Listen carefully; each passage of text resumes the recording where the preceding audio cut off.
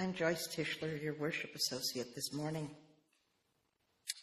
and I offer a reflection for Mother's Day. My mom's name was Evelyn. My dad called her Evie. I called her Mom, or Ma, but for this reflection, I'll call her Evelyn. Evelyn was a traditional 1950s wife and mother, and I was the youngest of 3 children, and by the time I was in first grade, she was ready to go back to work. But she still made dinner for our family every night. Her cooking skills, like mine, were pretty basic. Her creativity extended to following a recipe on the back of a Campbell's soup can. Her salads consisted of iceberg lettuce, and she made her own Thousand Island dressing by mixing ketchup into mayonnaise. When frozen vegetables were invented, she thought that was wonderful, and we ate a lot of those. But her shining achievement was her apple pie. No one ever made it better than her. But no matter what, dinner was always on the table, and there was plenty to eat, and it was a sign of Evelyn's love for us. Evelyn taught me to love shopping. We would venture out together in the evening and go to Alexander's, which was a department store in Queens, New York.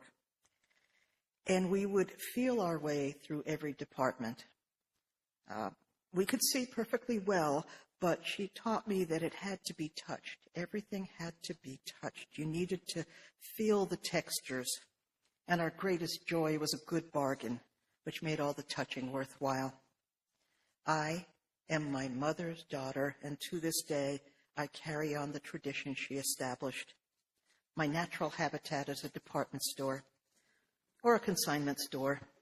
Whether it's Macy's or Red, White, and Blue, I'm in my element. I love to shop as much as she did, and I've passed on that love to my daughter, Marcia. We look, we go shopping, we touch things, we discuss the pros and cons. Evelyn's greatest gift to me was that she loved me unconditionally. That love was especially important because my father was distant and more judgmental. She was always warm and loving. Years ago, however, my brother, my sister, and I discussed how we saw our mother, and all of us described her as a wisp of air, which is odd. She taught all of us early in life that the caregiver sometimes needs caregiving. With people outside of our family, she was painfully shy and introverted. And she also suffered from a lifelong deep depression. And the life-changing medications that exist today were not available back then. And there were times when Evelyn would just stop functioning.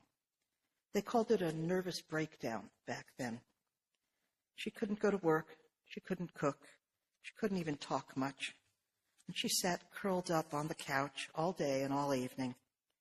And when I was home from school, I would sit with her, I would be her companion, I would be her caregiver. I didn't mind, actually. I wanted her to feel safe and get better. I wanted her to be able to smile and laugh again, to be my mom again. And eventually, she would come out of it, and she was Mom. Once, when I was young, I brought Evelyn some wild flowers that I had picked. And she looked at them and she frowned and she said, "Joycey, those are weeds." And I thought, yeah, but they're pretty still. Beauty's in the eye of the beholder. Evelyn didn't live long enough to meet her granddaughter, Margev, but I know they would have adored each other. I can picture them together. Evelyn would have touched Margev with the loving hands that only a grandma has. Margev would have given Evelyn a new way of seeing the world. Margev loves to grow vegetables and herbs, and she dries the herbs in my closet and makes all sorts of teas and potions. And she's fascinating with the idea and the activity of foraging. And she's taught me about the wonderful healing qualities that weeds have. Evelyn may not have seen the beauty of weeds, but her talented and inventive granddaughter would have shown her how to look at them with different eyes. I'm sorry, Marquette, she's crying now. She didn't know this was coming. Happy Mother's Day. Our reading today is the poem Invisible Work by Alison Luterman. She writes, "Because no one could ever praise me enough. Because I don't mean these poems only, but the unseen, unbelievable effort that it takes to live the life that goes on between them. I think all the time about invisible work, about the young mother on welfare I interviewed years ago who said, it's hard. You bring him to the park, run rings around yourself, keeping him safe, cut hot dogs into bite-sized pieces for dinner, and there's no one to say what a good job you're doing, how you were patient and loving for the 1,000th time, even though you have a headache. And I, who am used to feeling sorry for myself because I am lonely, and all the while, as the Chippewa poem says, I am being carried by great winds across the sky. Thought of the invisible work that stitches up the world day and night. The slow, unglamorous work of healing. The way worms in the garden tunnel ceaselessly so the earth can breathe, and bees ransack this world into being, while owls and poets stalk shadows, our loneliest labors under the moon. There are mothers for everything, and the sea is a mother too, whispering and whispering to us long after we have stopped listening. I stopped and let myself lean a moment against the blue shoulder of the air. The work of my heart is the work of the world's heart. There is no other art.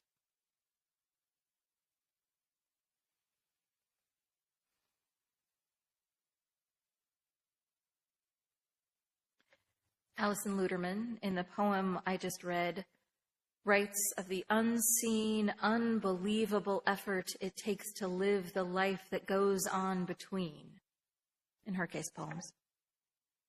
And then later of the slow, unglamorous work of healing. And so today, on Mother's Day, I want to talk about some of that unseen, invisible work, the slow, unglamorous work of caregiving. Certainly parenting is a key way that work happens. We suddenly accept responsibility to keep a creature alive that has no skills besides suckling, and that is only if you put the food source directly in their face. We feed and clothe and diaper and protect and teach and support and nurture a human who, if all going to plan, will eventually leave us. It is exhausting and joyful and fun and hard, sometimes all at the same time. But parenting isn't the only way caregiving happens. Many of us also have the experience of caregiving for our parents or our grandparents, aunts and uncles, eventually partners. At that time when the power changes and we are suddenly on the other side of the equation, sometimes for a day or two, and sometimes, my friends, for years. I remember the first time it happened to me. I was in my 20s. My mother was in her late 40s and had a bad case of pneumonia. She was coughing hard and, like many of us experienced, some urine ran down her leg, and I cleaned her up. She had done the same thing for me when I was a child. Of course, I was going to do it for her. But it was a strange moment, changing my mom's socks.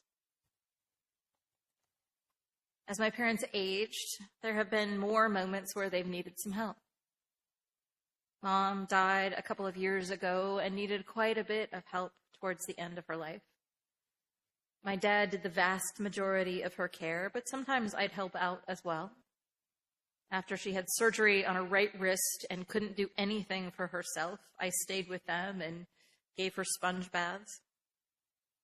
I haven't done anything as intimate with my father, but I've been accompanying him for doctor's appointments for a little over a year now.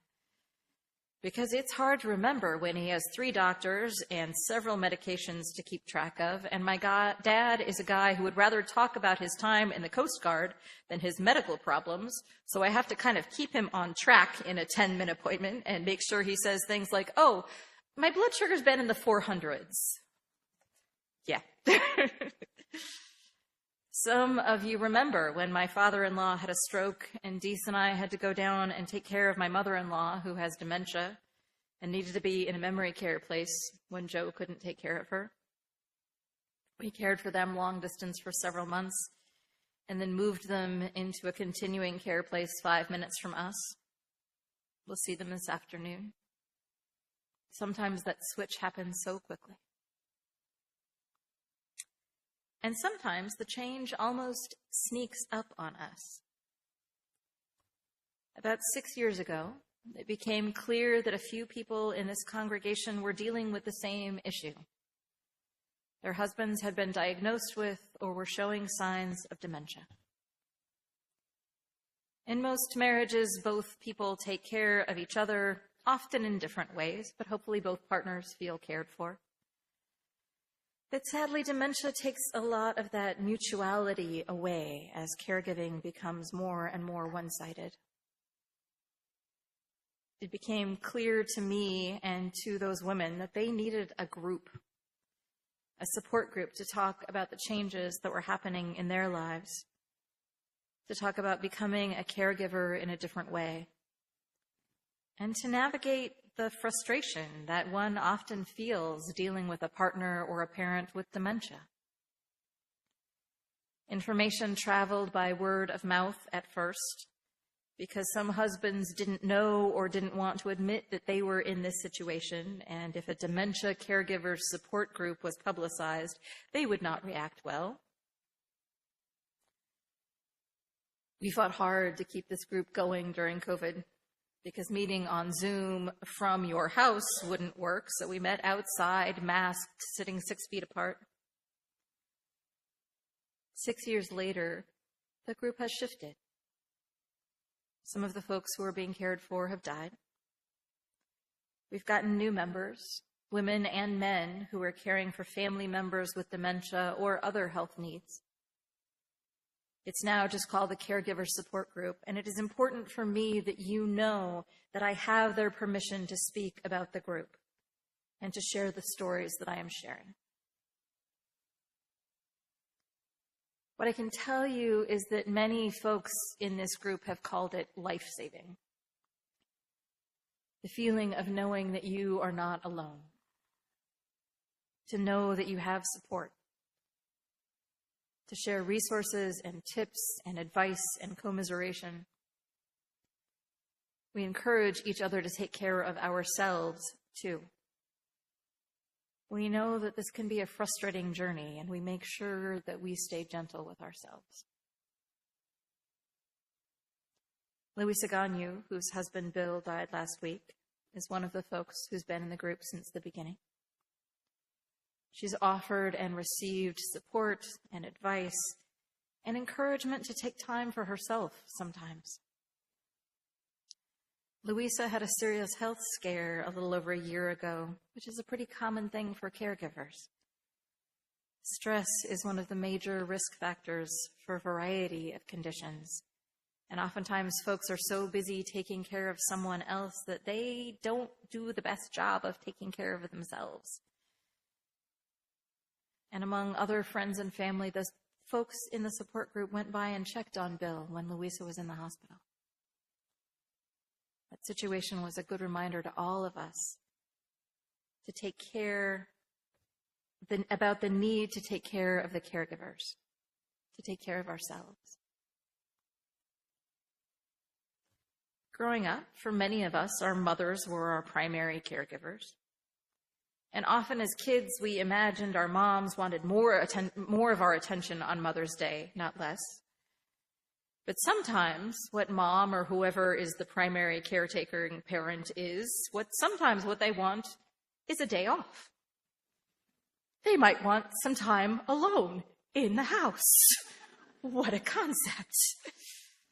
Maybe a nice date. Maybe time with a friend or a massage or even a night alone in a hotel room sleeping for hours uninterrupted. Anybody recognize that?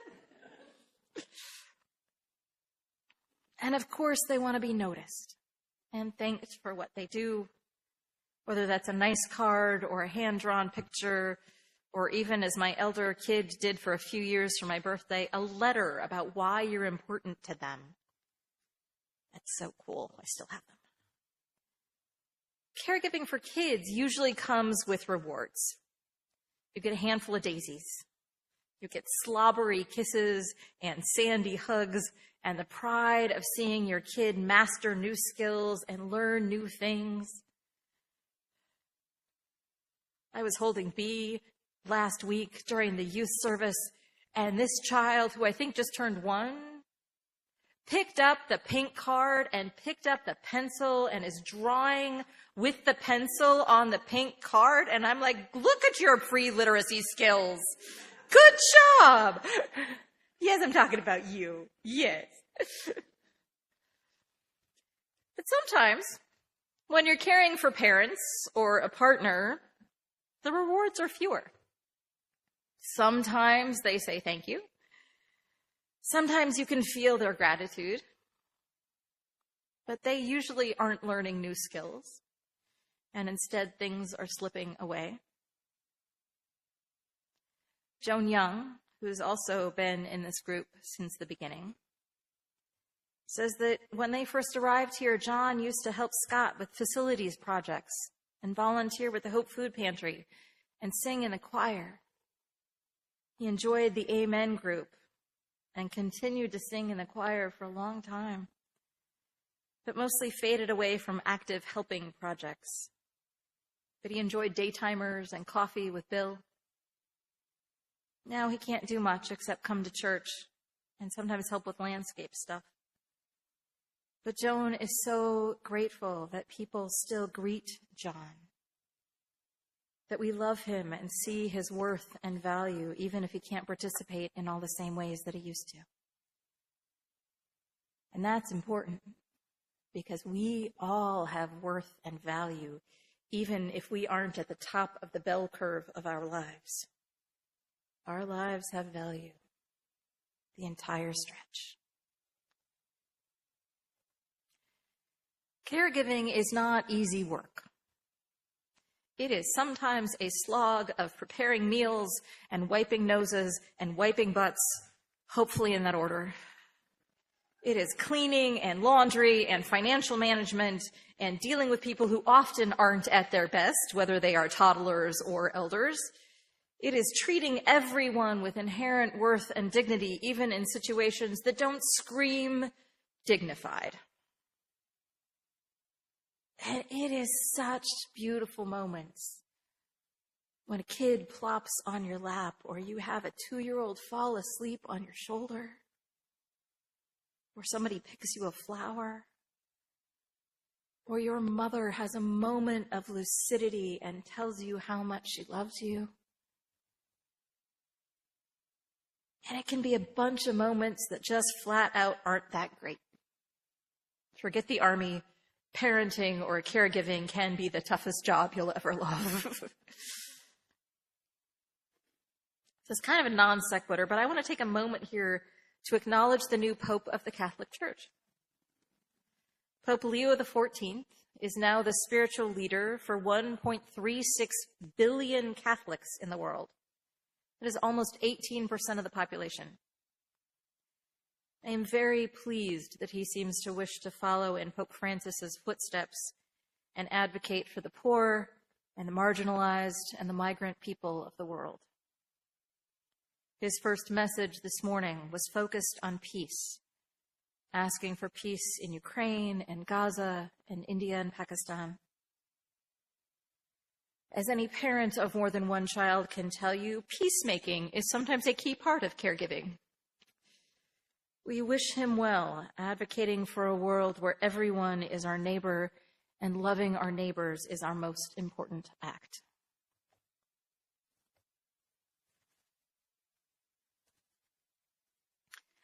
In a very real way, my vocation is caregiving. It is not the same kind of caregiving as childcare or nursing, but it is journeying with people on those paths. It is accompanying you and yours from birth to death and everything in between. It is helping you get through the hard stuff and celebrating your joys. It is being a trusted adult for your kids and a trusted sounding board for you. And it's also administration and budgets and facilities and volunteer organization and staff supervision and committee meetings and Sunday services and writing service and choosing music and board reports and social justice and denominational business. But it also feels like much of my job is caregiving. And that is part of why I am so grateful for my sabbatical. Because caretakers need rest. After 10 years of being your minister, I was a little crispy. A lot has happened here in 10 years. A lot of people I love here have died. I have held your grief and I have held my own. We have navigated changes and challenges together, and we've done really well. We are a fundamentally healthy congregation, and I am so grateful for that. And my hope is that we're healthier now. My time-limited absence left a vacuum that I am so grateful folks moved in to fill. We've got a functioning congregational care team, which we haven't had in a few years. We've got a reorganized and focused social justice team. We have somebody doing social media in a fabulous way. I was gone for 4 months and I did not get a single text about the building. Can I tell you how happy that made me? Oh, I know that so many people made this sabbatical work. From our guest preachers to the worship associate team who did fabulous work giving you meaningful services on Sundays. Our staff who kept this place running smoothly even when I wasn't around to ask questions of. To the board who led the way and the revitalized fundraising and stewardship teams who were so successful at raising money. To the social justice group and all of our volunteers, to the ushers and greeters and affinity groups who gave people on-ramps to belonging. We have 9 new members. It's amazing. But especially, I want to thank the executive team, each of whom took on one key area of daily church life. Kirsten handled our renters. Sheila was the point person for facilities and building issues, and Richard was our staff liaison. And then together with the finance team, they came up with a balanced budget despite our huge insurance increase. I am honored to work closely with these folks, and I am so grateful for them all. And most of all today, I want to thank my sabbatical team. Michelle Stanley, who is the point person for pastoral care. Elaine Cozart, who leads the worship associates with such care and heart. And Greg Penner, who along with Michelle were the people whose contact information was out there so nobody called me. The sabbatical was so successful because these folks set it up so very well, and I am so grateful to them and to all of you.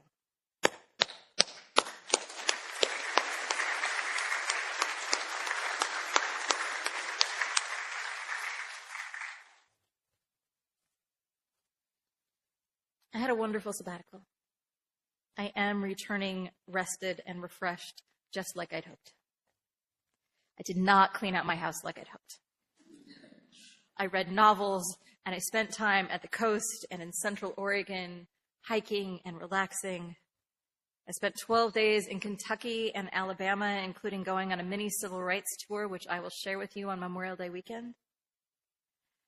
Dees and I went to Portugal and had a great time visiting Amy Beltane, who many of you know, and her spouse Hawthorne.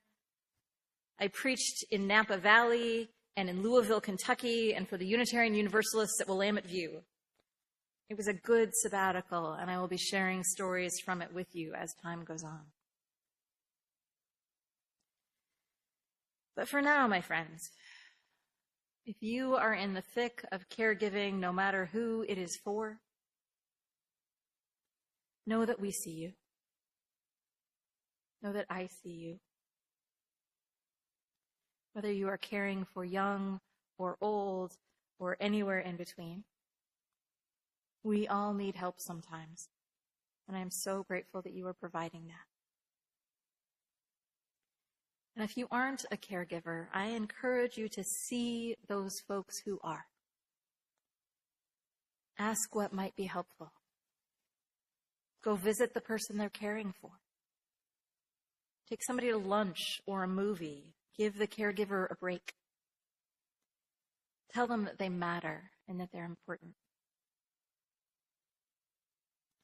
Before I left, Elaine and Greg and Michelle gathered cards for me from congregants. I want to tell you that those are in a basket on my piano, and I rationed them out.